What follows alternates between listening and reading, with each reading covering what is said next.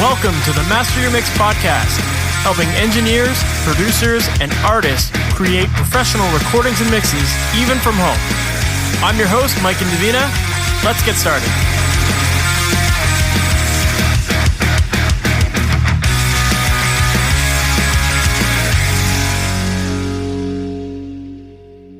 Hey, welcome to the Master Mix podcast. My name is Mike and Davina, and thanks so much for hanging out with me today.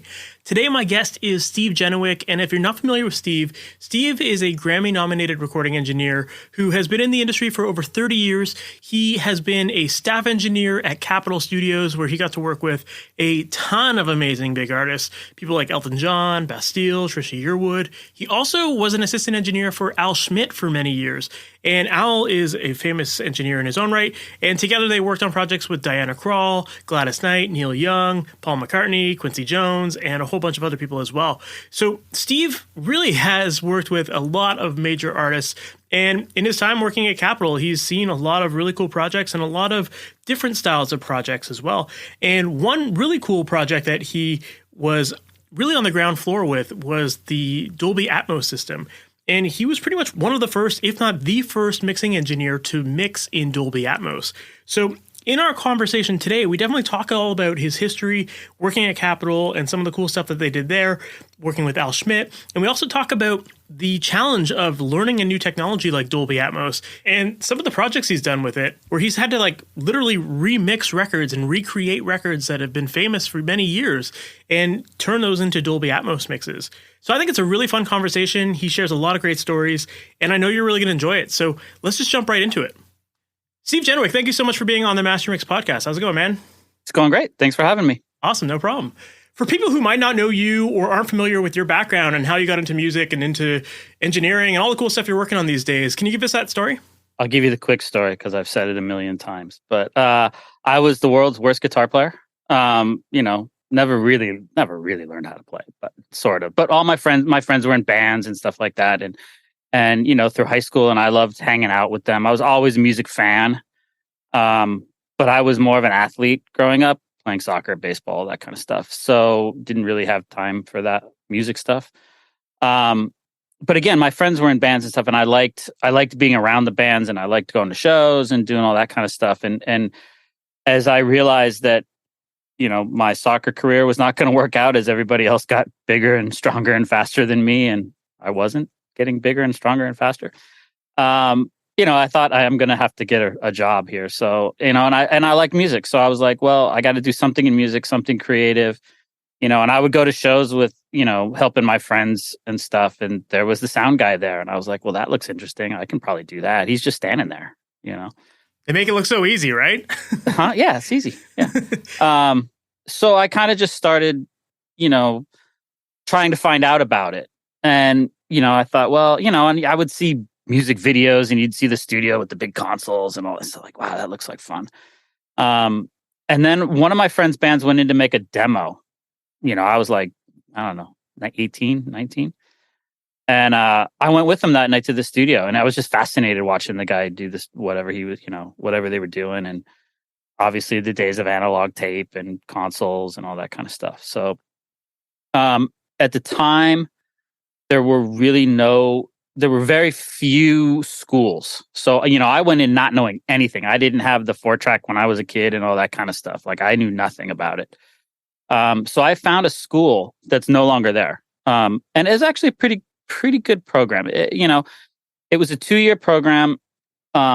They taught us the basics right from the beginning. This is what a compressor is. This is what an EQ is. Here's signal flow. Here's microphones. And we had time in a studio and that kind of stuff. The teachers were really good. Actually, Bobby Osinski was one of my teachers. Wow. So they had, some good teachers. And one of the guys I sat next to in class got a job as the night runner at a studio called Cherokee here in LA, which is, that location is no longer there. The studio's still around. And one day he came in and he would tell me about all this stuff. He would work like the midnight to 8 a.m. shift and then come to class.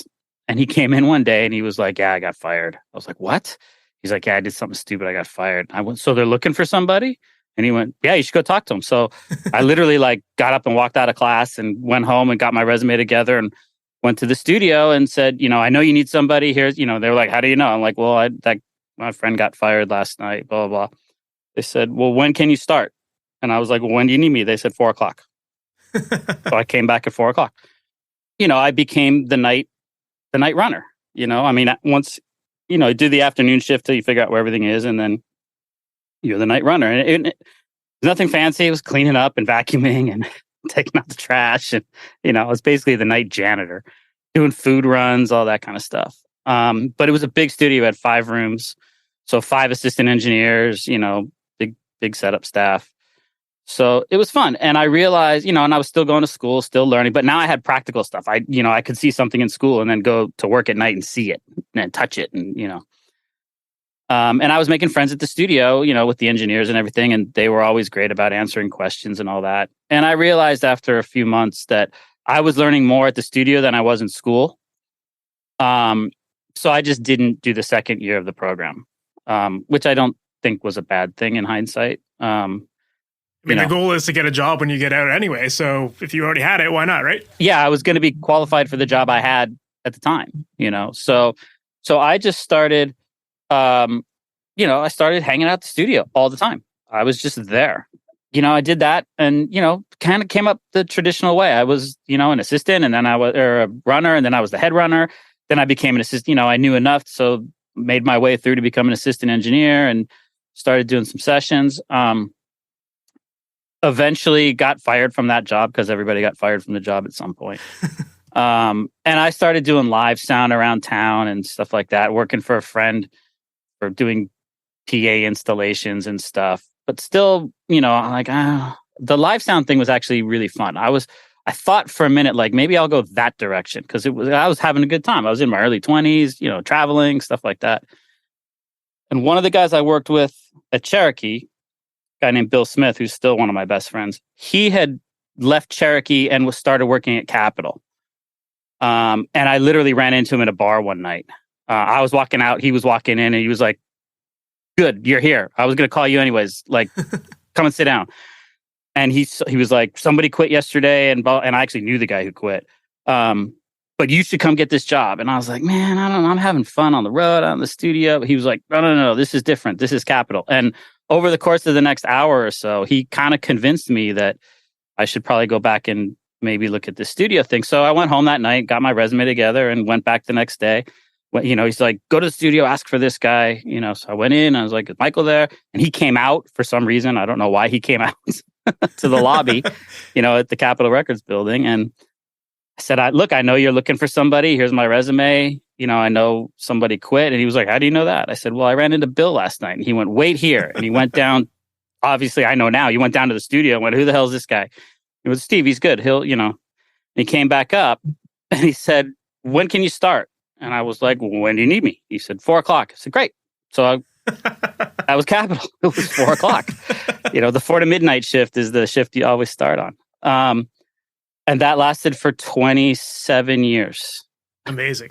So I love a lot happened after that, but that's kind of the basic how I got. And then at I started as a runner at Capitol and then kind of made my way through that whole process again. But Capitol was he was right. It was a completely different experience.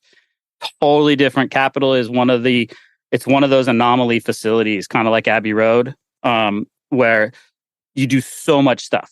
You're working on records and movies and TV shows and live performances and live broadcasts. And, sometimes it's a party and sometimes, the kind of people that were coming through, suddenly I was setting up for big orchestral sessions. I had never seen that before. And big band sessions. I'd never seen that before. And movie scores and all, locking up machines and video and all that kind of stuff. So it was once I got there, I realized how different it was and how much fun it was to work on all this different stuff.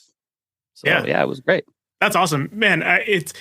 I'm noticing this kind of trend more and more in a lot of the engineers that I talk to on this podcast, where it's like people were hungry for it, and they, like you said, like twice in your career, like someone tipped you off that there was an opportunity, and you're like, okay, let's go for it, and then you just jumped all in. And I think that hunger really goes a long way, as far as impressing the people that you're trying to get in with, and as far as like jumpstarting your career, because you can't sit on opportunities or like debate whether it's a good idea or not. Like, you know, if it's a good idea and you just jump all in and you do it because you're hungry.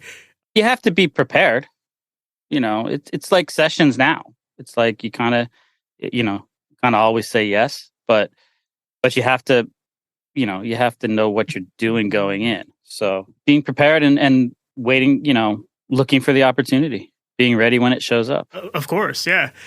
It definitely makes sense. Like you can't just jump up. You're not going to get those opportunities, or you're not going to last in those opportunities if you're not prepared for it. Like you have to at least have the right attitude going into it and make yourself indispensable at those places.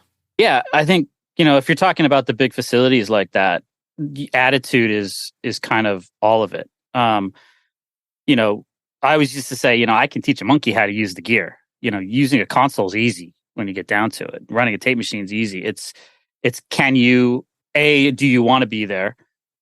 Are you willing to especially, if you're getting in a job like as a runner or something, like an intern or something like that. I mean, obviously that's not the job you want.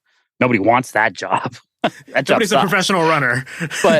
But you have to use that experience and see it for what it is. It's college. You're learning, you're learning your craft. And if you just sit around and go, I'm just cleaning the floors, this sucks, I can do better than this. It's like, well, maybe you can, but first you got to learn to clean the floors. And you have to gain our trust. Like, if you can't get the food order right, what makes you think I'm going to let you run a Pro Tools session? Absolutely. That's so it's the people that think they're better than that. And, this sucks. I already know how to run Pro Tools. It's like, well, maybe, but you don't know how to do it the way we need it done today. Yep, do you know how to run it on a scoring date? Do you know how to run it?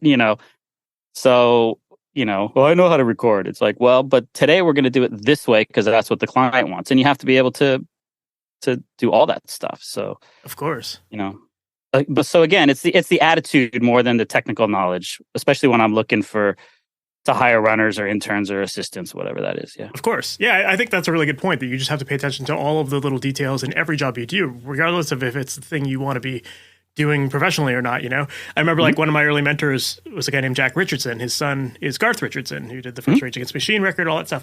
Yeah, I know Garth. Awesome guy.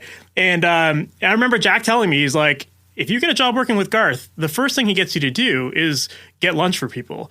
And he's going to order a sandwich in a weird way.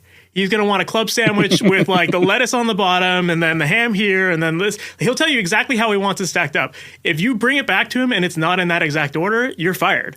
He's like, that's how it works, because we want you to know that, like, we want to know that you're paying attention to those details and you're going to do it right the way we ask you to do it. And he was like, that's it. Like, that's the first test. And if you can't do the lunch, then we can't trust you with anything else. Yeah. It's either that test or a very vague one. Yes. Get me a sandwich, and then you have to make sure, like, use your head and do it right and do it quickly.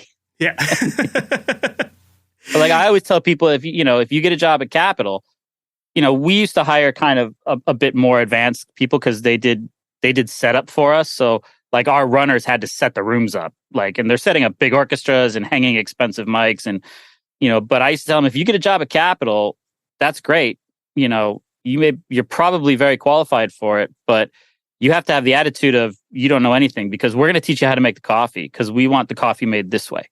And we want the cables wrapped up this way. And we want, so you have to be amiable to all that stuff, when you're getting in on it. And nowadays that's not, the studio system's not around as much. But if you get a job with a Garth, with a composer or with another engineer and you're the intern, you still have to go through that stuff, and you still have to learn, and you have to learn how to do the job that you're being hired to do, not the job you think you're being hired to do. Of course. That makes sense. Yeah. Like you said, like every studio has their own way of doing things, and you have to be ready to do it that way. And I love that. And I was curious to know, like, you kind of mentioned in your story that you were still in school and you were working the night shift at the studio. And I'm curious to know, like, did you see a difference in even the way the studio handled things versus the way it was being taught in schools? Like, oh, yeah. Yeah? Yeah. Well, and the other thing is, especially at a place like Capitol or Cherokee, where we had multiple rooms and, you had different guys every day. Mm-hmm. So, you would see one guy and he would run his session this way. And then the next day, another engineer would come in and the session would run and a completely different way, or a piece of gear would be used a completely different way or whatever that was. Today the U47 was pristine vocal mic, and tomorrow it's being bashed over a drum kit. So I think again, I used school, and I think even today the schools are much better today, but they're there to teach you the fundamentals of stuff. I don't think you can learn how a piece of gear works, but I don't think you can really learn how to work it till you're actually doing it, or watching somebody else do it.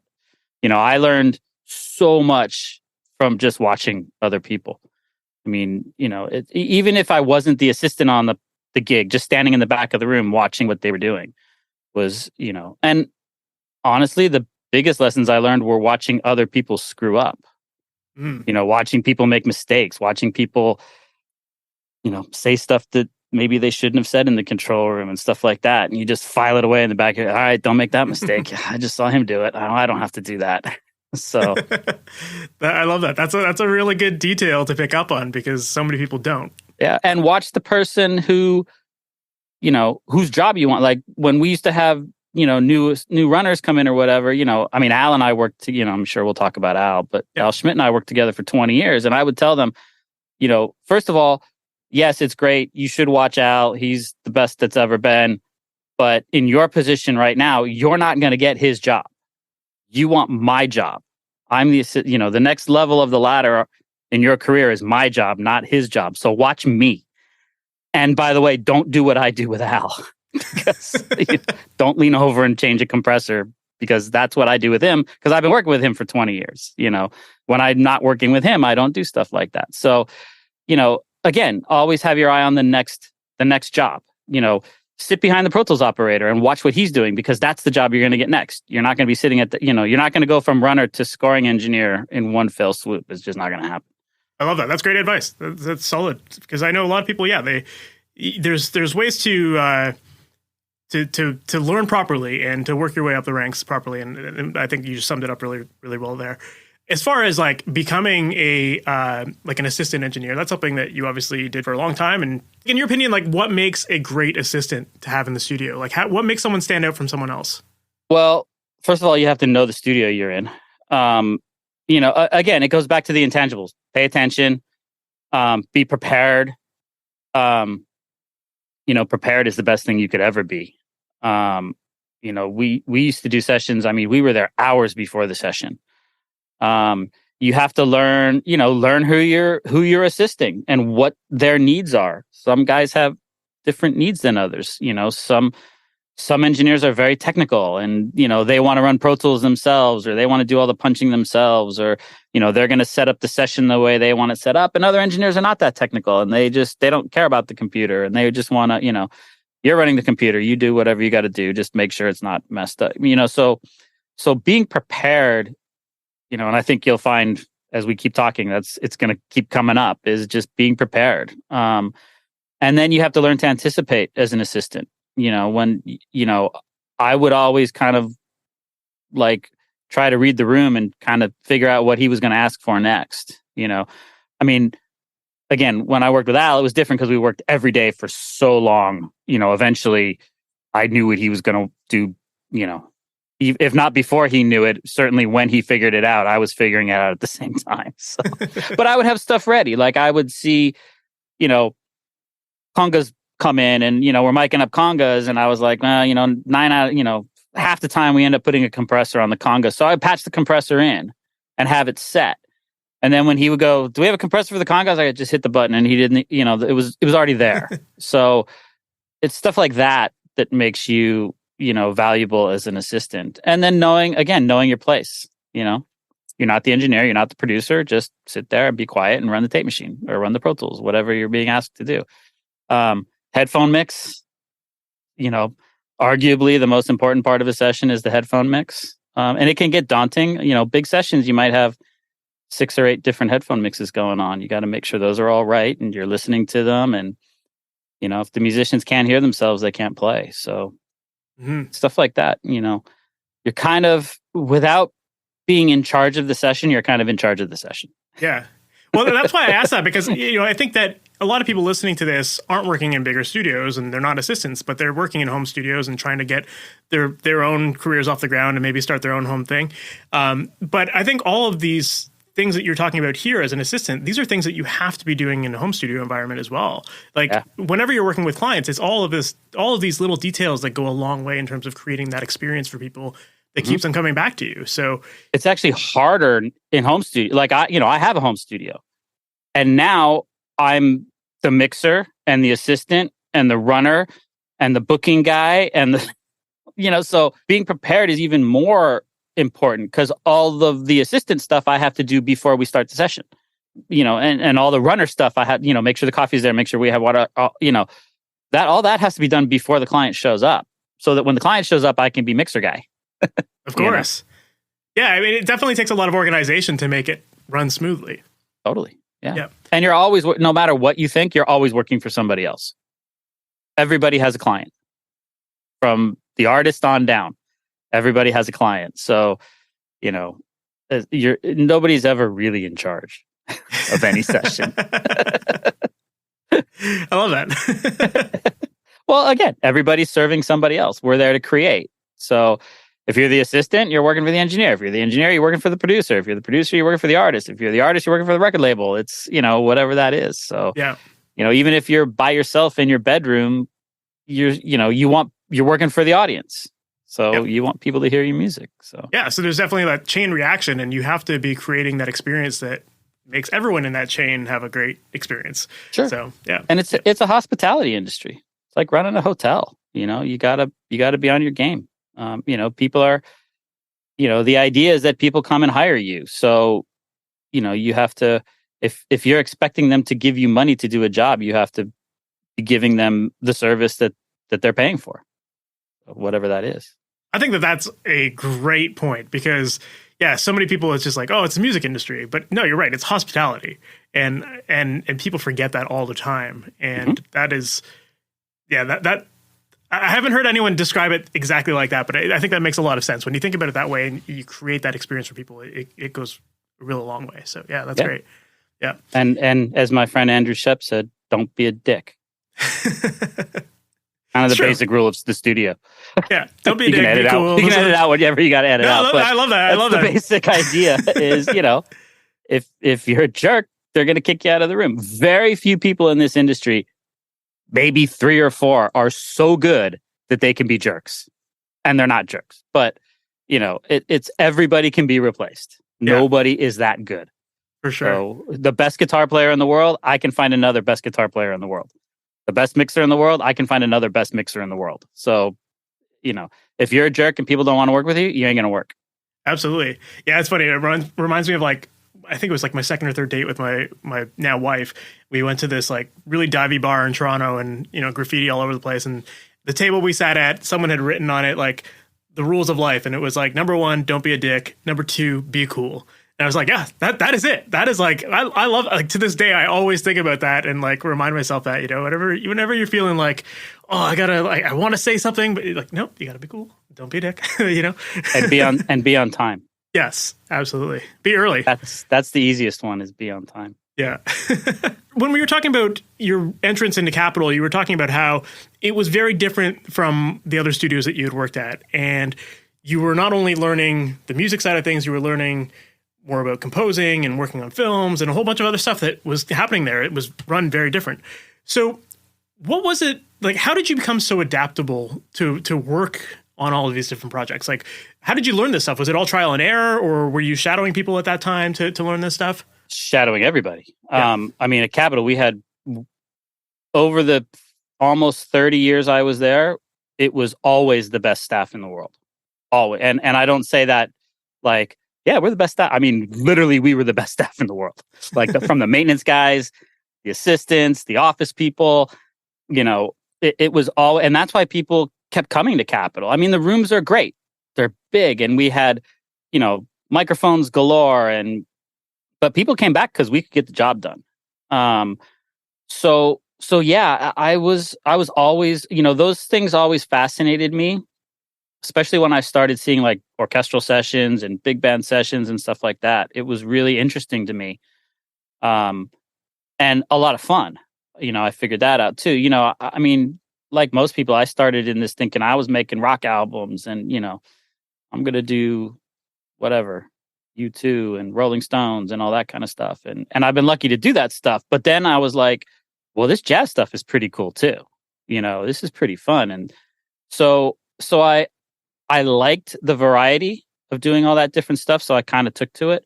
But there was stuff I had definitely had to learn. Like I saw very quickly, especially on scoring dates, that everybody was reading charts, and I knew that was a problem because I had zero. I mean, I had like the smallest knowledge of written music, and I knew that was going to be a problem. And I actually went back to community college and I took a music theory class for a semester. And I actually told my boss, I said, I'm going to go do this because these guys are reading charts and I don't know this. And I was like, so I need like 2 days off a week, 2 nights off a week to go do this. He said, you're going back to school to learn that? I said, yeah. He goes, we'll pay for it. So the studio actually paid for it. Wow. Which was cool. Which makes sense. Yeah. I went back and took a music theory class. So now, even though I don't like read music to play, I can follow the chart.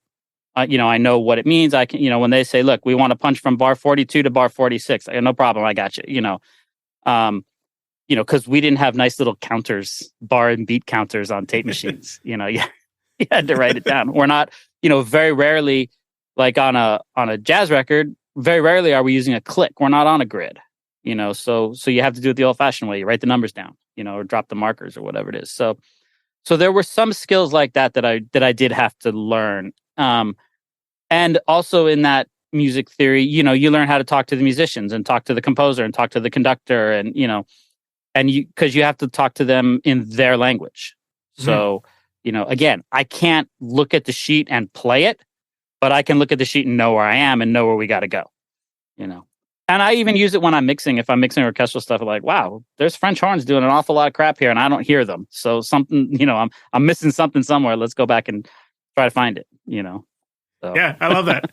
And I think you bring up a really good point of just talking to people in their language, because that is another way to make that experience better for everyone, right? You're not the guy that's being like, oh, that section where you go like boop bop boop bop whatever, it's like, no, it's like bar 44, this section right here, like, like it makes it very easy for people to understand what you're talking about. But you also have to learn who you're talking to. Fair. Because sometimes you're talking to the guy and go, that section where you go bop bop bop bop bop bop bop, that we're going to punch that section, because he doesn't know what chords he's playing. He's the knucklehead guitar player, but he's good. So you have to adjust it to, you don't want to go in with a rock band and like pull out sheet music and go, okay, at bar 42, they're going to look at you like, what are you talking about? Like, no, at the second chorus, where the big chord is, that's where I want to punch in. Okay, great. Find the big chord. So, but if you're on a scoring session, they're going to look at you sideways if you go the big chord, So yeah, you have to adapt to the environment you're in. Of course. Yeah, that makes a lot of sense. Yeah. Yeah. As far as like working on all of those different styles of music, like you said, like you maybe thought going into this, like I'm going to be the rock guy, I'm going to work on the U2 records or whatever. Like recording those albums and getting the sounds for those kind of albums is very different than working on a jazz record or, maybe something that's like more intimate sounding and that kind of thing. Like there's a lot of different types of engineering to get certain atmosphere and certain sounds in music. So yeah, as far as learning that stuff, was it again, just kind of just like shadowing people and learning how that was done and just adapting it or? Yeah. And what I learned very quickly is it's actually not as complicated and not as different as a lot of people think it is. To me, there was not a lot of difference between, a band like the Rolling Stones being out in the room recording and a band like Diana Krall being out in the room recording. One of them is terribly louder than the other, but it's basically the same techniques. It's a band in the room recording. Whether they're playing jazz or playing rock, you still have the same from the engineering side. You might use different mic here and there. This might get more compressed than that, but the job is still the same. You're still trying to capture those guys on tape, and you still have to have the headphones right and make sure they can see and set them up in the right place and make sure they're comfortable and all that kind of stuff. But the actual engineering of it is not that much different. I mean, when you get into overdubs in a rock band and stuff like that, then it's a little bit different. But, and then also, especially if you're working with really good musicians, like, honestly, I'm not getting a guitar sound. I'm just capturing a guitar sound. You know, that's whoever it is out there. I'm not going to mess with his guitar sound. He's a guitar player. He's worked on it for years probably to get that guitar sound. I'm just supposed to make sure it sounds the same out there in here as it does out there. So, you might obviously you're going to talk to a producer, an artist, whoever it is. So this is the kind of vibe we want for this record. So, we want big bombastic drums on this record. Okay, great. So we'll mic it for big bombastic drums. Or no, we want this nice and intimate and dry. And, okay, so we'll put the drummer in the booth. It's that kind of stuff. Again, preparation. It's what you do before the session starts that dictates a lot of the sound and how it's going to end up. Absolutely. But the details of the sound, honestly, 9 times out of 10, it's the musician that's doing that. I used to see it with Al all the time. We would do tracking dates, and whoever the band was, quartet out there, and we'd get them in to listen as soon as we could. Like, take 1 or take 2. Like, guys, come on in and listen. And they would listen, and 9 times out of 10, they figured out what was wrong before we had to tell them. The guitar player would go, I'm going to add a little top end to the amp. Is that okay? Like, yeah, sure, fine. And the bass player, we can lock into this a little bit better. And if I play out a little more, is that okay? And suddenly they go back that we didn't do a damn thing, but the guitar is brighter and the bass is more present, and because they just did it. So it's always better when they figure it out than when we figure it out. Absolutely. No, that's a great tip. Yeah. The changes we're making are very subtle. Very subtle. It's all about what they're doing out there. Now, you do get into situations sometimes with people who don't know what they're doing. And then you have to, then you work on the experience of watching all these really great guys do it for so many years. But, it's still that get it right at the source. Yep, absolutely. But that makes sense, though. It's like if you're working with like a John Mayer or something like that, you're not going to be like, hey, John, I'm going to change all the settings on your amp. It's like he knows what he's doing. He's going to hear it himself. Yeah. He may say, yeah, it feels a little dull to me. And then okay, so now maybe I change the mic, or whatever it is. I use it or move the mic or whatever it is. So again, those are the real subtle things that if you have time on a session, you can do. I'll say a lot of the sessions I do, I have 2 minutes to get drum sounds. And, I'm just, it's defensive recording. I'm getting levels. And then we go. So, I don't have time to screw around with guitar mics. I have to have the idea in my head of what I want and who's playing and what we're going after. And I stick a mic out there and hopefully that's the right one. So, something's really off. Obviously, we stop and change it. But that shows your experience, right? Like, you've done it so many times that you understand how to get that sound. Or I'll set up options. I'll have 2 mics out there. This one, that one, go. Stuff like that. Of course. Prepare for the unexpected. Of course. And again, that comes back down to that experience that you're providing for people. You're making it easy for them. They don't have to spend all day playing the same part over and over again to help you get your tones. It's like you're ready to go. If they hit take 1, I got it. That's awesome. Love that. That's the key. Again, we go back to being prepared. Big sessions when the sax players are warming up, getting the reeds warmed up, all that kind of stuff. We're getting levels. When the drum cartage guy is tuning the drums, I'm getting levels, adjusting preamps and stuff like that. So that, again, I might have, okay, can I hear the rhythm section?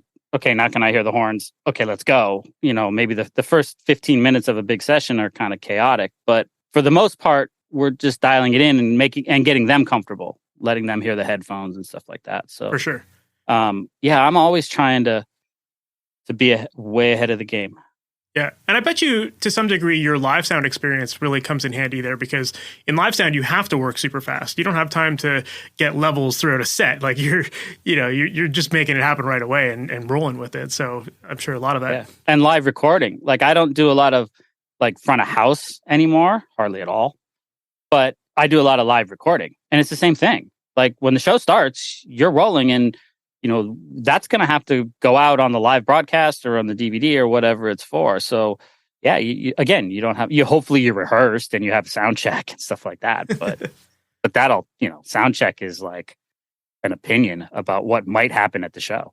Fair. And half the time they're playing like softer than they would normally play. And always you're missing out on all the details that really matter in the end. Yeah. And they decided between sound check and the show that they're going to change the set, and we're not starting with acoustic guitars. Okay. thanks for telling me, guys. Stuff like that. Yeah. Well, it's interesting that you brought up that, working on a jazz record isn't really that much different than a rock record or that kind of thing. And I'm assuming, too, that a big part of it, especially at a place like Capitol, is that Capitol is such a big room, and you can do so much within that room. Like, you can make it sound huge, or you can tighten things up and add your gobos and all that kind of stuff and make things sound really quiet, or throw someone in a booth. So I'm sure a lot of the vibe of those records has more to do almost with the atmosphere of the setup than it does like the mics that you're using. You're probably using a 57 on a guitar amp anyway, or something like that. Like, does that sound true? Would you say that that's a big part of it? Absolutely, 100%. We try to set the rooms up, set the musicians up so they're comfortable, so that they can see. If it's a lot of people in the room, we're putting them where we can use the leakage effectively, where they can hear. A lot of times on big sessions, they may not be wearing headphones, or they may have one side so they can hear the click or whatever, but they're trying to balance themselves in the room. Wasn't unusual for, like, on a jazz record, those big rooms at Capitol, and I'd have everybody shoved in a corner, right next to each other. So especially when you're trying to isolate, leakage and stuff, everybody thinks, oh, if you spread them apart, the leakage won't be as bad. It's like, well, it won't be as bad, but now it's from across the room. So, why does the piano sound like it's across the room? Well, it's because the guitar's across the room. So we put everybody really close together. So the leakage, you might get more leakage, but at least it's usable leakage. That's a good point. Those are the things I learned from assisting Al Schmidt and Jeff Emmerich and Ed Cherney and, all those guys who came up. We really haven't talked about Al. I've mentioned him a few times, but obviously Al Schmidt was my mentor for forever. And he literally made records from his uncle had a recording studio when he was a little kid. He saw the recording from the 30s to 2 years ago, and everything in between. So, yeah, we would get into situations and he would do something and I would be able to say, why'd you do that? And he said, oh, well, back when I was recording at so-and-so in the 50s, we didn't have 6 mics. So we just did this. And it was like, oh, cool. That's great. Yeah, I love that. That's a great thing to be able to work with someone who has seen the technology from that far back and like know completely different ways of working around things. I think that's really interesting. I remember even seeing that with some of my own mentors too, that grew up in like older analog eras as well. And it's amazing. Like the way they did these weird workarounds. It seemed sometimes like it's you might be like, oh, there's a reverb plugin that does the same thing in one plugin, but it's like, no, to actually understand the science behind why they did it this way, right? It makes a big difference. It wasn't unusual for a session with Al for all the mics to be in Omni. Everybody, but you're going to get all the leakage. It's like, yeah, you're right, but it's going to sound good because we have really good mics in Omni, and I can't separate those two guys. They're sitting right next to each other, so let's embrace it. Put them really close together and put them. We'd have mics on them, so we had a little bit of control over balance. But that's again, it goes back to preparation. I'll talk to if I'm doing a big tracking date, I might talk to the producer or whoever and say, look, let's overdub the solos because I can't take them out. If they want to fix something, I'm not able to do that. Or, I just did a record a couple weeks ago and we knew we were going to have guest singers come in and replace the vocals. The singer that was there was only singing a guide vocal. So I had to make sure that person was isolated so that we could take it out. There was another part where we knew a different guitar player was going to come in and play. So it was like, okay, well, I can't have the guitar he's going to replace. I can't have that leaking into the horns. So we got to, either overdub it or put it in another room or something like that. So, you have to know, you have to have an idea of what you're getting into. I'm always asking, where's this going after me? Where is it going after me? Some people can't handle recording at 192. So, where's it going after me? It's going to Bob's home studio to do vocals. Okay, great. We'll do this at 96K because Bob's system is going to fall over at 192. So, again, preparation, all about the do your homework, Yeah.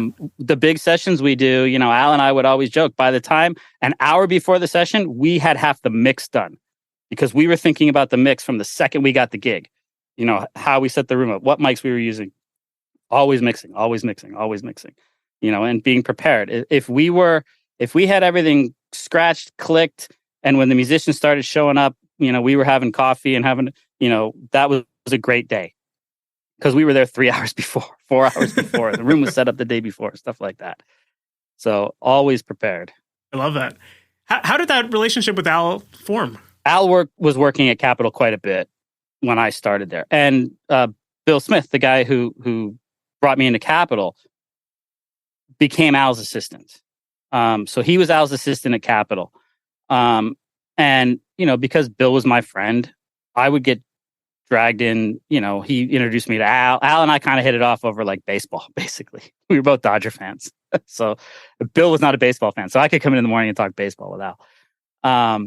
But a lot of those big sessions, you need more than one person in the room. One assistant can't do it. So I would get, because Bill knew me and knew what I could do, I would get dragged in on the sessions a lot. Like, okay, you watch the headphones, I'm going to run the tape machine. Or, you run the live 2-track while I do this. So, there always had to be 2 or 3 on the big scoring dates too. There, were so many machines, there were always 2 or 3 assistants. So I would get dragged into those sessions a lot. And then, so I was just doing lots and lots of sessions with Al and Bill, and I was having fun, and, they're big sessions. So, why wouldn't you want to be around all those big sessions? They were the big records that you wanted to work on and you wanted to see go down. So for about 3 or 4 years, I was just doing that. Bill was Al's assistant, but I was on the side. And then at one point, Bill left Capitol. He had some opportunities, to further his own career, but he would still come back and work with Al. Well, at that point, I was an assistant at Capitol. So because you still needed a staff engineer in the room, I would be assigned to those sessions. So if Al was coming in, I was the Capitol assistant. Bill was still coming in to be Al's assistant, but I was always there. So it just got to and Al liked me. We got along. So he just said, like, look, I want Steve on all my sessions. So, and then it was, a few times Bill wasn't available. So I would just do it. And, I learned the ropes, and, we did that for probably a year or two. And then at some point, Bill decided he had another job to do and he was going to go do a record. And he said, I think it's time for me to move on. So he told me that one day. He said, I'm going to tell Al tomorrow. Okay. So tomorrow came and they went upstairs and had a talk or whatever. And we did the session that day. And the next session, the next day or whatever, Bill wasn't there and I was there. And that's kind of, and then I was Al's assistant. And right about that time was when Pro Tools started to come around. So right after Bill left, the job of being Al's assistant, the dynamic of it changed a little bit because suddenly it wasn't tape machines, it was Pro Tools. And as the Pro Tools operator, you become a little more tied to the session, let's say. I wouldn't say invaluable, but it's just, the dynamics changed a bit. And Al knew what Pro Tools did. And over the years, he got pretty adept at getting around on it, but he wasn't going to sit there and set up sessions and punch in and out and, do editing. And he didn't want to know about that stuff. That became my job. So as the years went by, again, now I had this specific job that I did. I did the editing. I did the tuning. I did and Al did the other stuff. And we just kept working that way. And it was a really good job. And Al was really busy. I mean, when I took over from Bill, I mean, for the first 10 or 15 years, we were working 6 days a week. I knew my schedule 6 months in advance because Al was so busy. And I basically spent 85% of my time just sitting next to Al doing sessions. And as the relationship went on, I could take more liberties and stuff because I knew what he wanted to do. He knew what I had, by the end of it, I had my job. He had his job. Half the time we didn't even have to talk to each other. He'd just turn around and look and I go over there and, or whatever. Did you do the thing? Yeah, I did the thing. And, we just move on with it. And it was great. And then there was other sessions where, Al was like, I'm not doing the overdubs. They got a week of overdubs. I'm not doing those. Like, I don't want to do it. They can't afford it. So he would track the record and then I would do all the overdubs and then he would mix. Stuff like that. So it got to be a really special relationship between us over the time. We ended up traveling around the world together, so doing all kinds of stuff. Our wives were friends. It became a real friendship between the two of us. That's amazing. But always on the professional level too. It's funny, people are like we didn't hang out that much outside the studio. People were like, isn't that weird? I'm like, no, we hang out at the studio all the time. I see him. Yeah, you guys were basically family anyway. See him on the weekend. Yeah.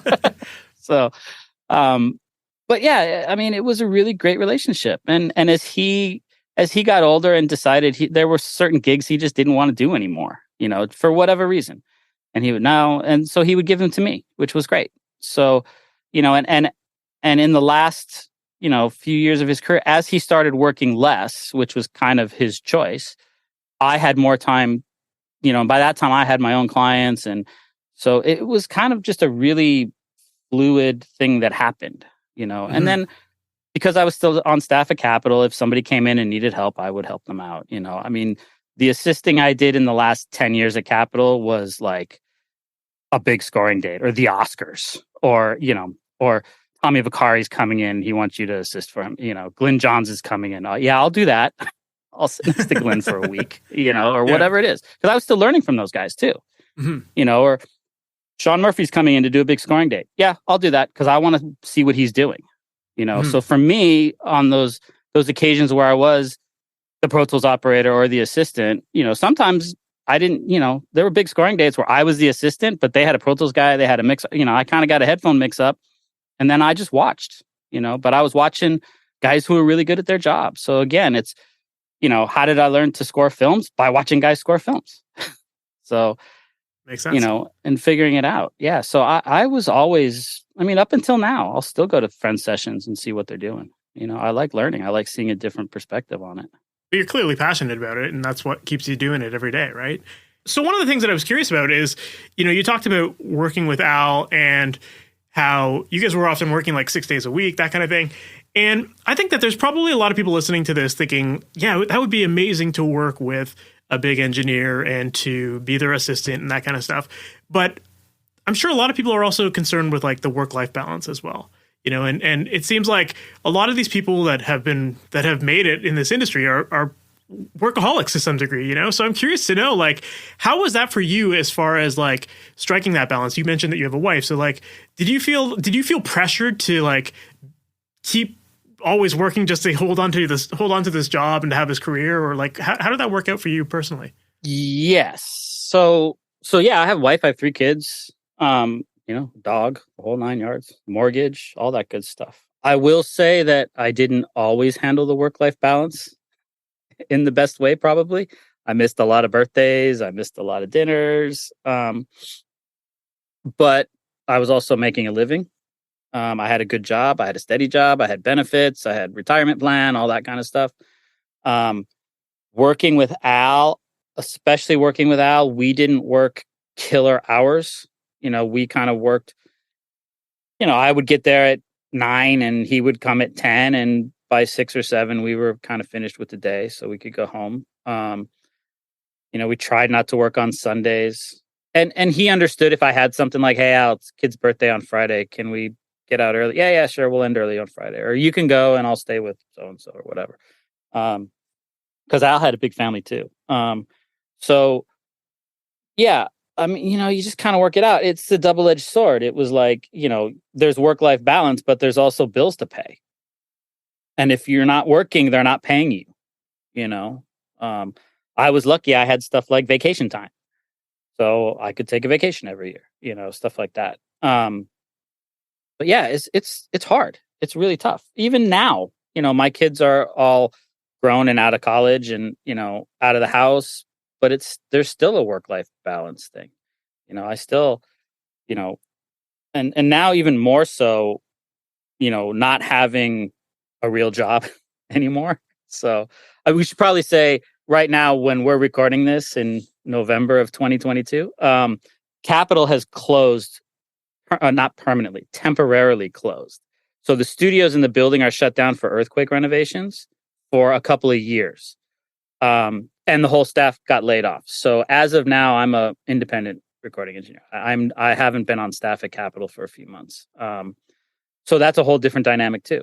Now I'm my own boss and all that kind of stuff. I don't have a weekly paycheck and a 401k and vacation time anymore. But yeah, my wife is constantly on me, like, can you please take a couple days off this week so we can get stuff done, and my instinct is to say yes to everything.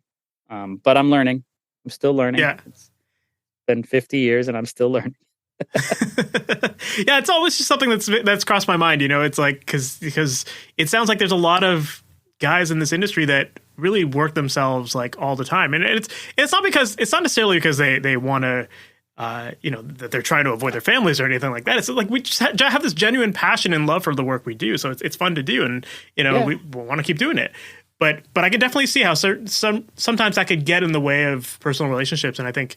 And I was curious to get your opinion on that because you've been at this for so long and had such a successful career with it. I'm assuming a big part of it too is finding the right partners in life as well, and people that support you and all that kind of stuff as well, right? Absolutely. My wife is a blessing. She's she gets it. She understands why I do it, and she knows I love doing it. That it's it's not really work for me. It's fun. And she also understands that. Pay the mortgage. And if you don't go to work, they don't pay you the money. So yeah, I think, if you think you're going to get rich doing this, you really have to stop and check that attitude, because that ain't going to happen. But you can make a good living at it, but you do have to work at it. But it is fun. I was joking with my friend Nico Bolas. We see each other all the time, and he used to have a studio at Capitol. And at one point, he was like, "This is it. I'm done. I'm going to quit. I'm going to go do that." I said, "No, you're not. You're not going to quit." I was like, "You can't quit." He's like, "Why?" I was like, "You're a lifer. You have to do this." He was like, "Yeah, I guess you're right." So, So I mean, even Al never, he never retired. He slowed down and he stopped taking gigs he didn't want to do, but he never retired. I mean, we were talking about working 3 days before he passed away. We were planning the gig for the week after. So, and he did it because he liked it. He didn't, he didn't need the money. He didn't, but he liked coming to the studio, and he liked seeing the musicians and seeing the guys. And, it's part of it is my social life is intertwined with my business life too. Those are my friends. I see, the musicians and the other engineers and the techs, and, those are the guys I see. It's almost harder now that the studio has shut down and I'm not there every day. Me getting to go to another studio to record is like, woohoo, it's party day. This is fun day. I get to go do a session. I'm not sitting. I mean, as much as I love my house and I love sitting at home and I love mixing and all that kind of stuff, I also love not doing that sometimes and getting out into the world and seeing people. Of course. Yeah, that makes a lot of sense. And I guess it also ties back to everything we've been talking about, where just like your level of preparation goes a long way with this kind of stuff. And when it comes to that work-life stuff, it's just like you when you know something important's coming up, you prepare for it, so that if you are in the studio, you've already dealt with it or you've taken care of it, whatever. Like you're solving those problems ahead of time so that you're not scrambling last minute and potentially destroying relationships or whatever, Yeah. And, you work it at home. My wife knows that if there's something that she, I need you here on Thursday. Great. As long as she tells me, I'll do it. I'll be there. Or, we're having the kid's birthday dinner this Sunday. Great. Put it on the calendar. We won't book anything that day. We'll make sure. So, communication is a big part of it too. Mm-hmm. But sometimes shit happens. Of course. There was one, I think my middle son, Austin, was turning like 8 or 9. And I had been threatened. Like, you will be home for dinner tonight. It's Austin's birthday. You will be home for it. And I was like, okay, I don't have anything. I have a thing in the morning. I should be done by 2:00. I will, and it was like, no, you will be home for dinner tonight. They're like, okay. And at like 1:00, Paula, the studio manager, came down. She said, I need you to do a session tonight. I was like, nope, can't do it. Austin's birthday, I can't do it. She said, no, I really need you to do the session. I said, no, I can't do it. This Tommy's coming in to help. I said, no, Paula, I can't do it. I can't. And she was really like aggressive with it, kind of unusual. I was like, what is this that you need me so badly for that one of the other guys can't do? She said, well, I'm not allowed to tell you who the artist is, but it's a string date. But I need you to do it. I said, Paula, I'm not doing it. I don't care who it is. I'm not doing it. She said, it's Michael Jackson and he's showing up. I was like, okay, give me a second. And I called my wife and I said, and I called and she was like, what? And I was like, all I'm going to say is Michael Jackson and he's coming. And she went, all right, we'll see you tomorrow. Because she knew that was a big deal, you know? So it was the Invincible record. And, you know, the funny part is we were kind of at a lull in the session. They were like rewriting some parts. And Michael said something like, you know, oh, I'm sorry this was so last minute. I hope you guys didn't have plans. And Tommy Vicari, the other engineer, was like, well, he had plans. And I was like, oh, you asshole. Why'd you tell him, you know? And he said, what? He wanted his kid's birthday. And he said, oh, I'm so sorry. How old's your son? Oh, it's Austin. He's not. Please tell Austin I said happy birthday and I'm so sorry. And, you know, so I got home that night and it was, you know, hey, Austin, Michael Jackson said happy birthday. So, worked out. Yeah. Well, yeah, that's a great example of just that level of communication, right? Yeah. That's awesome. Yeah. Well, another thing that I wanted to ask you about, because it's such a big part of the stuff that you're working on these days, is Dolby Atmos. And I know you're doing a lot of that. You were actually one of the first people in the industry to start mixing Atmos. So, you know, I'm curious to know, like, what was that experience like working in Atmos for the first time, for it being something so new and that no one had any, like, there was no structure for it, you know? So how did you go all in with that? So, like most things, I was forced into it. I mean, we know a lot in hindsight now, but at the time, you know, I got called into a meeting with my bosses at Capitol and they said, look, we're going to tear apart Studio C and we're going to make it a Dolby Atmos room with all these speakers. And then when that's done, you're going to mix a record. And I said, okay, why are we doing this? You know, they were like, because the record label wants it done and they're going to give us a lot of money to do it. So we're going to do it. Okay, fine. So, you know, it took about a month and we, you know, tore the walls out and put speakers in and Dolby came down and, you know, and all throughout the process, I was kind of learning how the system worked and, you know, just the technical part of it, how the renderer worked and how we were routing stuff. It was, you know, this was 2016, 2017, something like that. The setup was terribly complicated. Dante routing through 3 computers and all this other stuff. So that part of it was daunting to learn just because it was so much technical stuff I hadn't worked with Dante before or any of that kind of stuff. So luckily I had tech guys and Dolby people that were kind of doing that. So, you know, I had done 5.1 mixing before. I'd done, you know, again, movie scores are usually in 5.1. So working in surround was not the problem. It was learning how this new system worked, the mixing with objects, and this doesn't really matter where the speakers are, and a scalable system and all this stuff. So we finished the room and they basically said, here's this REM record, automatic for the people. The band will be here in 2 weeks. Have fun. And everybody left. And I was kind of by myself to figure out how to, again, not so much how the system worked, because I kind of knew that, but it was how do I get music to come out of this system, like, and sound musical? How do I fill the room with music, but, you know, still make it work and not have stuff wandering around? And, you know, I realized very early on myself that this was not a film, and I didn't want to treat it like a film score. You know, to back up a little bit, the tools we use for Dolby Atmos, they had been around for a while.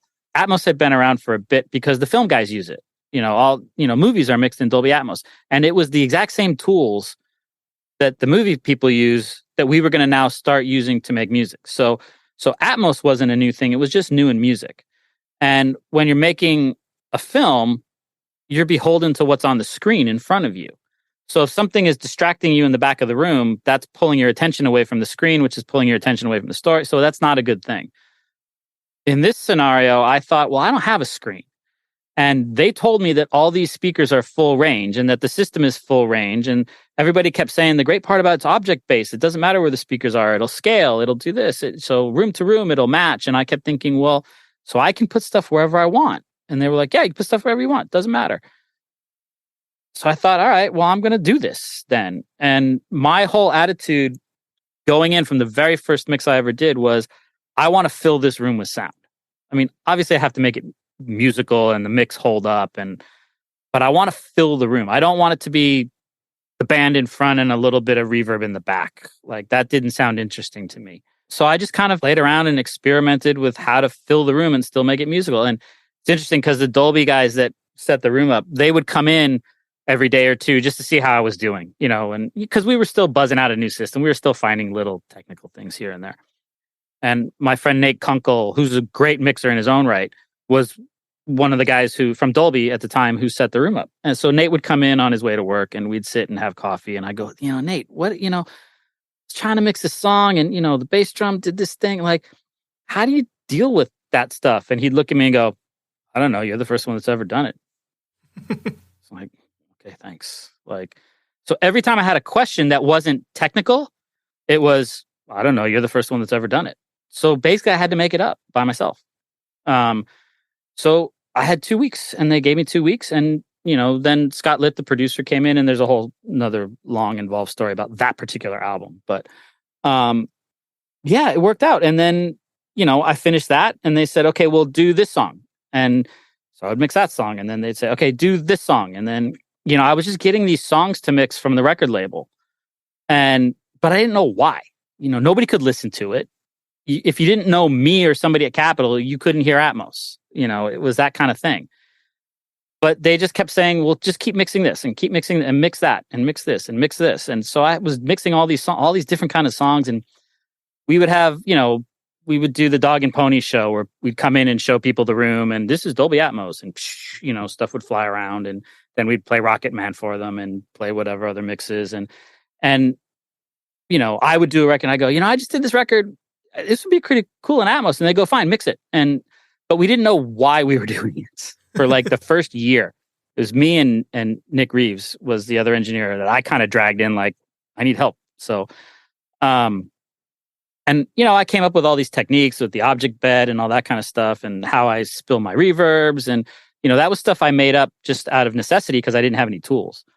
So I made up my own tools. And then we found out that Universal and Dolby had this deal with Amazon, and they were going to make this little speaker. It was like the little smart speaker, and that Amazon, they had a deal where Amazon was going to start streaming this music in Dolby Atmos. And then we found out later that Tidal was going to do it, and then Dolby and Universal Music had these deals in place when we started doing this, obviously, because they were spending a lot of money on it. And but we didn't know we didn't know what was happening. So for the first year or two, we were mixing blind. Nobody could hear what we were doing unless you knew us, or somebody in a system. It was this weird thing that was going on. I mean, we weren't secretive about it, but we just couldn't play it for anybody. People would come in and be like, "Can we hear the Atmos?" And we were like, "Yeah, sure, come on in, hear the Atmos." I mean, every day I would get a phone call like, "So and so from this company is coming down. Can you give them the Dog and Pony show? The so and so from the record label, so and so from Ford or wherever." Like every single day we were doing playbacks for people. And then obviously it trickled out with Amazon and Tidal. And then once Apple got on board, that's when the floodgates opened. But by that time I had already been mixing for like 3 years or 4 years, whatever it was. So I had already done, a couple hundred songs or whatever.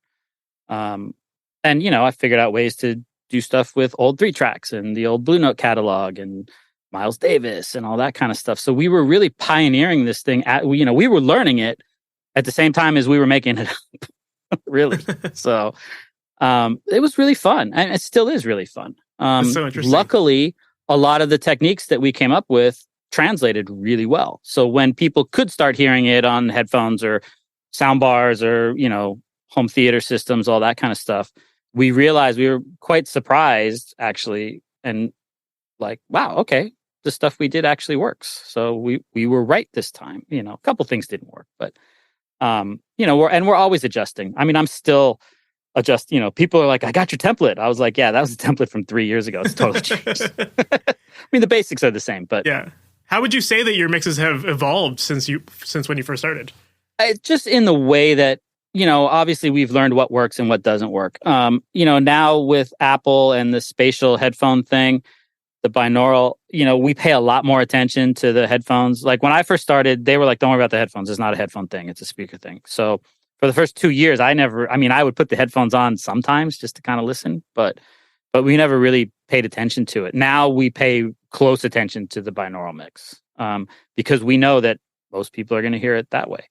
It's tough because the binaural mix is constantly changing because the technology they're using to play it back is constantly changing. The mix doesn't change, just the way you hear it changes. So that's kind of a moving target, which is, it can be a problem, but it's the problem we have to deal with right now. We're still in such the early stages of this.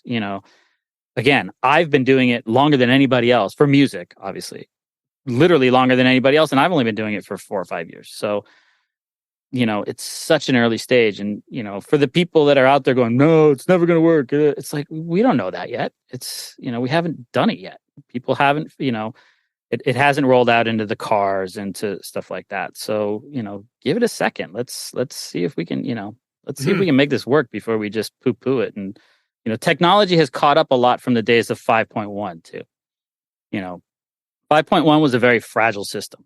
If your speakers weren't calibrated perfectly, it didn't play back right. And if somebody didn't have a center channel at their home theater, well, then they lost part of it. And if you had a lamp where the speaker was supposed to go in the back, then it didn't play back right. This system is much more robust because it's a scalable system.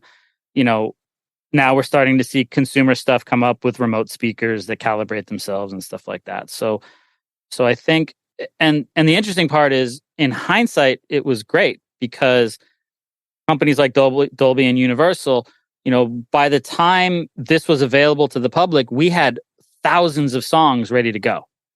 I think when Amazon released whatever year it was, I think we had like 3,500 songs like there that day, all done and ready to go. Like when they hit the button, there were thousands of songs already there. So this is kind of the first time that we as the content providers have been ahead of the consumer. So, and now also the consumers have something that they're shooting for. They know what they have to play back. Like when Amazon was building that little speaker, at one point they would bring it, once we found out about the little speaker, like, okay, this is what we're doing.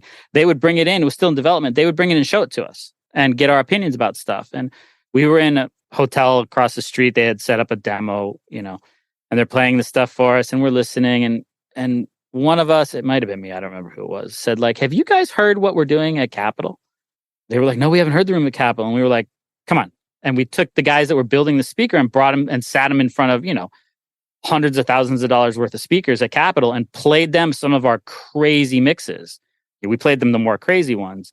And they were like, we have to play that back? And we were like, yeah, that's what this little speaker has to do. And they were like, oh, okay. All right. Well, we didn't really get the scope of that. So it was great because we were able to educate them. It wasn't us going, this is what the speaker does. How do we make our music fit into it? It was, here's the music your speaker has to play back. So Interesting. It was great. And now, the consumer systems that are coming out now, they know what they're going to have to play back.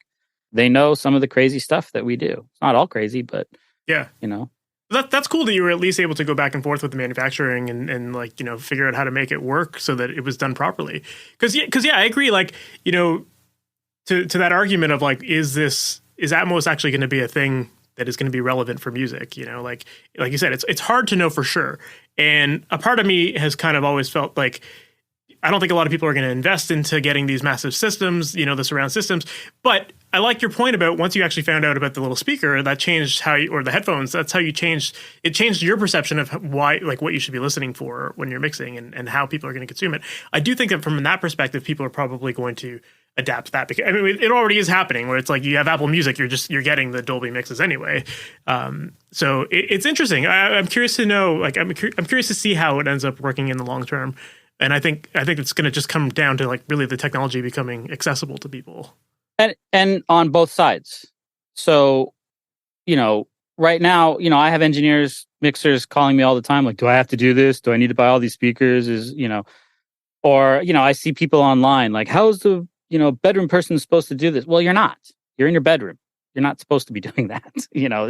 It's yes, there's an investment to this. And not everybody needs to be doing it. If you I know plenty of guys who are busy enough doing stereo. They don't have time to do Atmos, and they don't want to, and that's okay.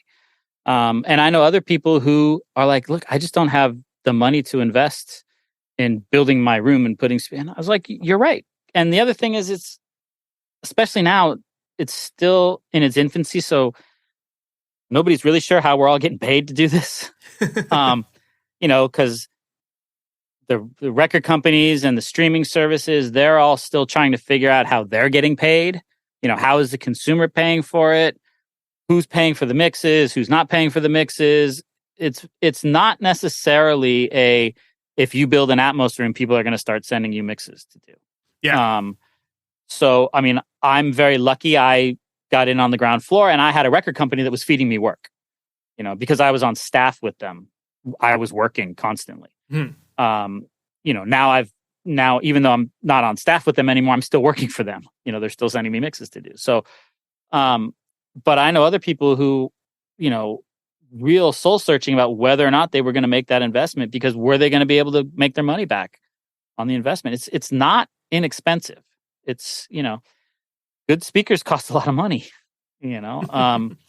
so, it doesn't have to be, you don't have to spend, thousands and thousands and thousands of dollars on big PMC or ATC speakers or whatever. It's, you don't need 20 speakers. It's, but there's a minimum to get in.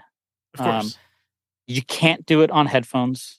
I mean, I know there's people out there that are trying and they're doing it, but unless you've done a lot of mixes on a speaker system, you're probably not going to get it right in headphones. It may sound good in the headphones, but it's probably not going to sound good on a speaker system, unless you've really had experience working on the speaker system. And I know people don't want to hear that because it's easy to do it in headphones. And I'm sure there's some people who are doing it effectively, but 9 times, I would QC mixes sometimes. We would get stuff into the record label. They'd be like, this kind of sounds funny to us. Can you listen to it? And I'd be like, yep, that was done on headphones by somebody who hadn't never heard it on speakers.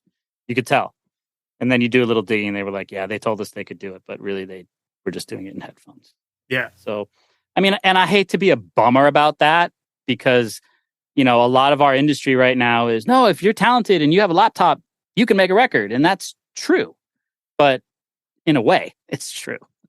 But with this, there actually is a little more to it, and it will become more accessible to people, and it will get better, and there will be less expensive speaker options and stuff like that. And people will start again, like it's developing on the consumer side, it's going to develop on the pro audio side. It already has, I mean, in this short amount of time, it went from Capitol Studios investing $100,000, whatever, 3 computers and Dante systems and routing and blah, blah, blah, this huge complicated thing to now I can do it at home on one computer, so it's already changed dramatically the cost and the amount of stuff you need to get into the game. But the question is, once you're in the game, who's going to give you the money to mix? Absolutely. That's still a little, and the artists are like, well, this is cool, but who's going to pay for it? Do I have to pay for an extra mix? There's nothing in the budget that says that. As budgets move forward, it'll be part of the budget.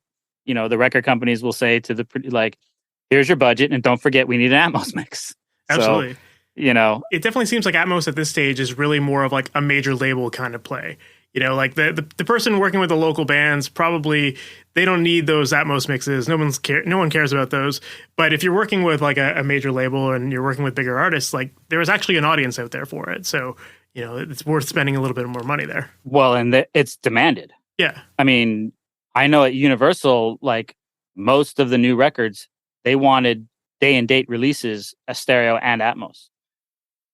You had to, and I know Apple was kind of encouraging, in quotes, Atmos mixes from people. They were saying stuff like, if we don't have an Atmos mix, you're not going to get this service from us and stuff like that. So, these companies they've dropped a lot of money into this too. So they're looking to get their money back too. So that's one of the other reasons I think it's not going to go away very soon is, there's some big companies who have invested in this. And, and it's not just one big company; it's multiple big companies. At this point. And don't think Apple invested all this money and time to play Atmos mixes on earbuds. I am not privy to anything, but I can't imagine there isn't more coming. That there isn't some speaker systems and, something that, the home pod or whatever it is. Again, I don't have any, it's Apple. Nobody has inside information. Yeah, they've built it into Logic already. So everyone already has access to it. So it only makes sense that the next thing that they put out is going to be a consumer version of Atmos for people with Logic to start mixing on, Well, that's already there, but even just for people at home to consume it, it's going to be part of your Apple CarPlay, and it's been in your phone for years.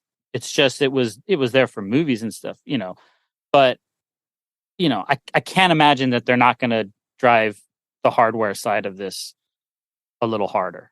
Absolutely. So, yeah. All these companies, they're all going to start doing it. So, don't think that there isn't a lot of foresight going into a lot of this. Mm-hmm. Again, I was mixing for years without knowing where anything was going. There was a plan.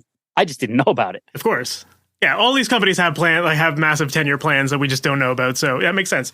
I mean, I talked to car guys, we would do demos for the car people because everybody's like, when are we going to get in a car? Well, it takes like 7 years to develop a new model of a car.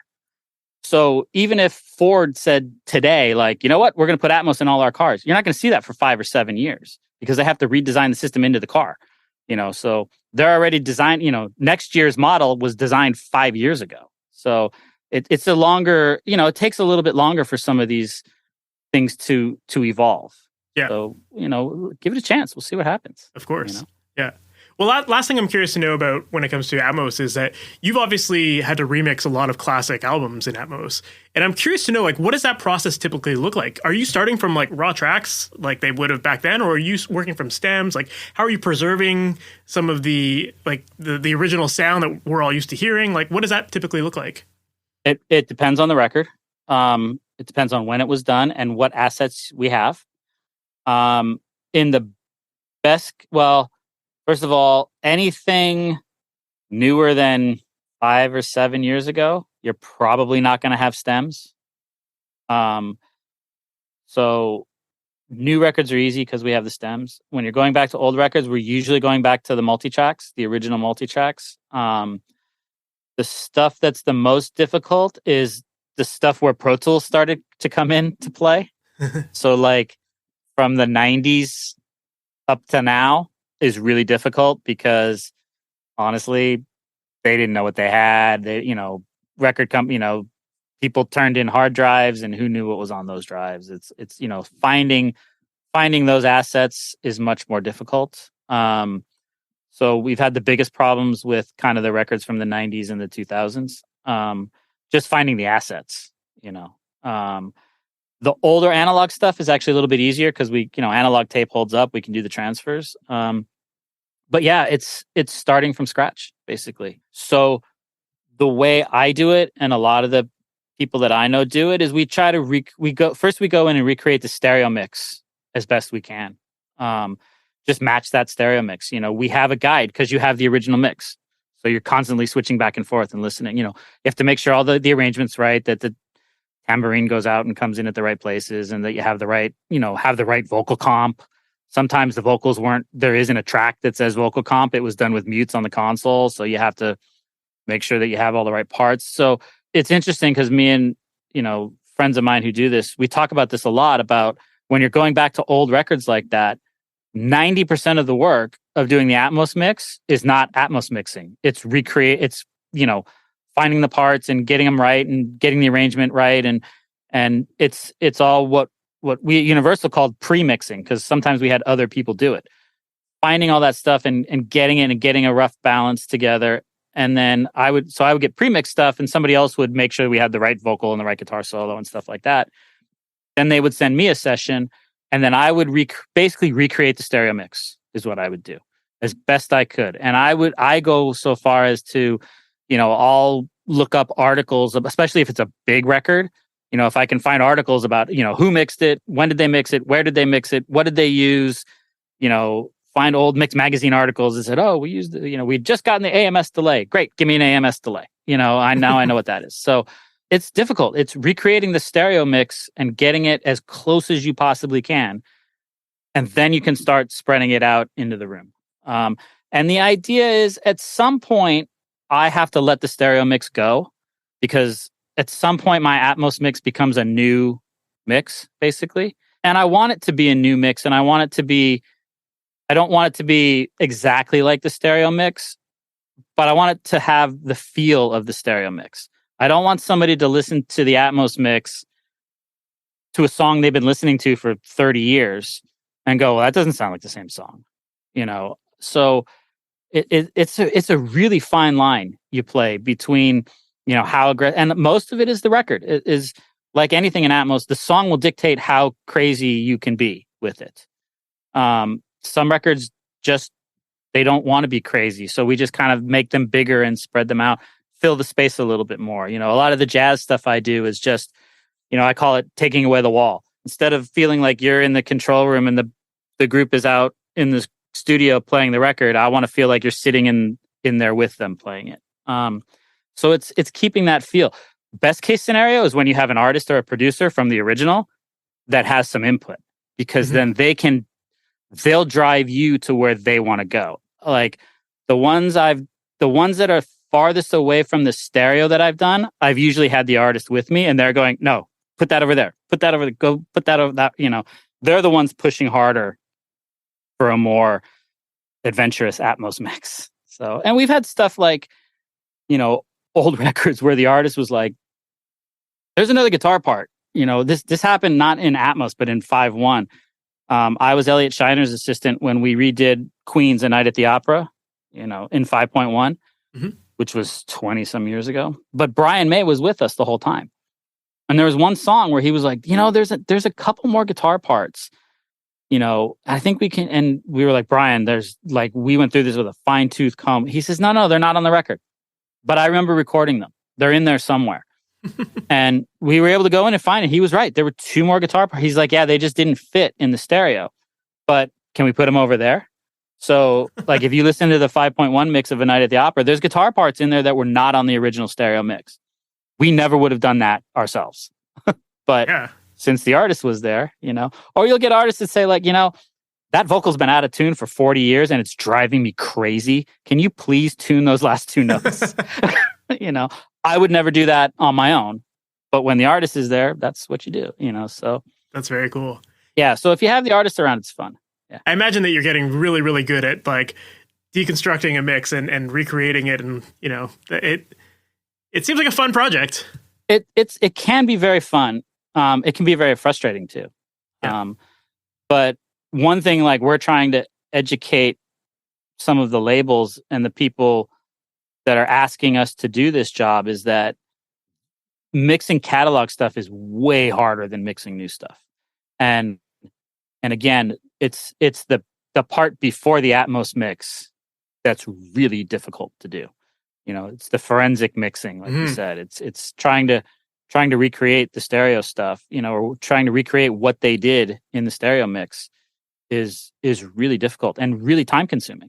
And also, if you don't have the right equipment, like you said, like you might be looking at articles on how they did it, or maybe you're even getting recall sheets from somewhere. But if they have equipment that you don't have, then, you have to find your workaround for that, Yeah, and it's not, even if you have the recall sheets, it's, who knows what it was actually doing. It was analog gear, Maybe that compressor was aligned wrong and they were, if I put my compressor those exact same settings, I get 3 dB of compression. But theirs, at those exact same settings, they were getting 12 dB of compression, whatever it is. So you just never know. It's a lot of using your ears, a lot of experience. Like, ooh, I remember that sound. I know what that is. So, it's hard. That's very cool. It's pretty difficult. Well, man, it's awesome to hear from you and to hear from the person that kind of started this whole thing, and get your experience of how it's evolved. And, you've obviously mixed probably more of this stuff than anyone else, and so it's very cool to hear your perspective on this. I don't want to take up too much more of your time. If people want to learn more about you, what's the best way for them to do that these days? I have a website that I need to update, stevegenewick.com. I've at this point, I've done mostly because of this Atmos stuff. I've done so many podcasts and webinars and stuff like that. A quick Google, I'm sure you'll find my face all over the place. Absolutely. And I saw that you do have a playlist of all of your Atmos mixes as well, too. So people should definitely check that out. That's still public. That's good. Okay. Yeah, on Apple Music. I know there's a shared playlist. I think I don't remember what it's called off the top of my head, but I think it's like Steve Genewick Atmos mixes or something like that. Yeah, I think that's exactly what it was called. But I'll try to find it and put it in the show notes. And actually, it's fairly up to date because I update it for me so that I can find stuff really quickly. So. I noticed that when I looked at it, I think it was yesterday I looked at it, it was like updated 10 days ago or something like that. So it's very current. Yeah, because I had got new speakers at my house. So I was looking for new stuff to play and I was like, oh, I went to Apple Music and I was like, oh, wait, there's a whole bunch of stuff that I haven't put up there yet. So pretty much if you go to Apple Music and you go to the jazz playlist, I think like 90% of that entire catalog I've done. So because I do all the Blue Note and Verve records. So, but yeah, it's, you can find me. I'm available. Very cool. I have an Instagram account and all that stuff, but I don't update it all that much. So, but yeah, I'm around. Well, thank you for taking the time to do this. I really appreciate it. Oh, it was my pleasure. So that was my conversation with Steve Genewick, and it was really cool to hear from someone who was really on the ground floor when it came to Atmos, and someone who's been there all along with this, and to hear his perspective on it, because I think it is very refreshing to hear him say that, it's not for everyone and that not everyone should invest into this because, we've definitely talked about Atmos a lot on this podcast, and there's been a lot of different opinions on this as far as like, should everyone be getting into this? Is this going to be something that lasts long term, or is it just a temporary thing? But it's interesting to hear Steve's perspective on this because he has seen it from that ground floor, and he's seen the types of people that are actually using this, and he's been in conversations with the manufacturers and stuff like that. So of all people to have on this podcast to talk about that, I feel like Steve is definitely an expert because although he may not know the future and what these big companies have in mind, he's definitely had more conversations with the people behind this technology than any of us. So he's definitely someone whose opinion I think really matters in this whole thing. And it was also really interesting to hear the process that goes into remixing some of these classic records and making them into Atmos mixes and how he's got to reverse engineer these songs. I think that's a really fun project. And obviously it's very hard. And like you said, when you're trying to deal with archival stuff that may or may not be properly archived, it presents its own challenge, but it's very interesting. And I'm sure we're going to see more and more of these classic albums being released. And I'm sure that Steve's going to be one of the guys behind a lot of those as well. So yeah, it was definitely a lot of fun to have him on the podcast. And I just thought the whole Atmos conversation was great. And I also thought that it was really great to get into a little bit of the work-life balance thing because, so many of the people on this podcast talk about work, and, hustle. And I know that there are people listening to this that they're like, I don't have time for that. And can I actually make a living at this if I'm not going to hustle my ass off all the time? So I thought it was great to get into that kind of conversation and to hear how Steve's been able to handle it in his own life and have a supportive partner. And that's definitely something that I found in my own career. I do work a lot too, but, you have to prioritize what's important. And you also need a partner who can work with you on that. And when you need to, work on some music stuff instead of working with family or whatever, you need someone who can help you out. Because there's going to be times when it's going to be the opposite as well. So, definitely having a supportive partner goes a long way in that kind of stuff. So, yeah, I'm glad that we touched on that kind of stuff as well. So yeah, that was a lot of fun. I really enjoyed that conversation. I hope you did as well. And if you did, make sure to subscribe to the podcast. That way you get all of the new episodes as they go live each and every Wednesday morning. And I say this at the end of every episode, but if you're looking for help with your recording or your mixing skills, and you're not quite sure what steps to be taking in order to get the quality of your track sounding pro and to feel confident throughout the whole process and to do it with speed and ease, make sure to visit MasterYourMix.com because on the website, I've got so many great things there to help you out, whether it's some of the free downloads, if you're looking for some more in-depth courses, we've got that as well. Or if you're looking for personal one-on-one coaching, I also offer that as well. So if you're interested in learning more about the coaching, send me an email, info@masteryourmix.com if you're looking for one-on-one support. Or if you're just looking for more of a self-paced thing, then definitely make sure to visit masteryourmix.com and you'll find tons of great stuff there. And if you're new to me or to the website, one of the greatest starting points is to check out my book. It's called The Mixing Mindset. And inside of that book, I break down the process of mixing step by step so that you know exactly what to be listening for, what tools to be using, what steps you should be taking, what order you should be working in, all of that kind of stuff so that it really makes the process of mixing very easy and it eliminates a lot of the guesswork. So make sure to check that out. It's called The Mixing Mindset and it's available at masteryourmix.com. So that is it for this episode. Thank you so much for sticking around to the end, and I can't wait to chat with you in the next one. We'll talk soon. Have a good one. Thanks for listening to the Master Your Mix podcast. To have your questions answered, submit your questions to questions@masteryourmix.com. Please go to iTunes and subscribe and leave a review. And for more information on how you can improve your mixes, visit masteryourmix.com.